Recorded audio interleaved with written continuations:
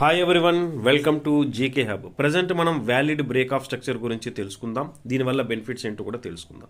మన ఛానల్ని చాలామంది అయితే వాచ్ చేస్తున్నారండి, బట్ సబ్స్క్రైబ్ చేయడం మర్చిపోతున్నారు. మీరు చేసే సబ్స్క్రైబ్ మనకు చాలా హెల్ప్ అవుతుందండి.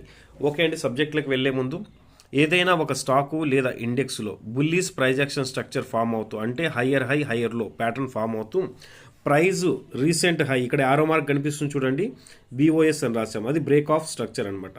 సో రీసెంట్ హై నుంచి మినిమం ఈ విధంగా 50% అనేది ఏమవ్వాలండి, రిట్రేస్మెంట్ అవ్వాలి డౌన్ సైడ్కి. సో దాని తర్వాత అగైన్ ఇక్కడి నుంచి మార్కెట్ ఏ విధంగా అంటే ఈ విధంగా ఇంతకు ముందున్న రీసెంట్ హైని బ్రేక్ ఇచ్చి ఈ విధంగా క్లోజ్ అయితే అప్ సైడ్కి, అప్పుడు ఏమవుతుంది, ఇది వ్యాలిడ్ బ్రేక్ ఆఫ్ స్ట్రక్చర్ అవుతుంది, వ్యాలిడ్ బ్రేక్ ఆఫ్ స్ట్రక్చర్ అవుతుంది. సో ఇప్పుడు ఏమవుతుందంటే మూమెంట్ కంటిన్యూ అప్ సైడ్కి ర్యాలీ అనేది ఉంటుంది. సో మనం చేస్తున్న ఈ ప్రయత్నం నచ్చినట్లయితే ఖచ్చితంగా సబ్స్క్రైబ్ చేసి మరింత మందికి షేర్ చేయండి. థ్యాంక్ యూ ఫ్రెండ్స్, జై హింద్.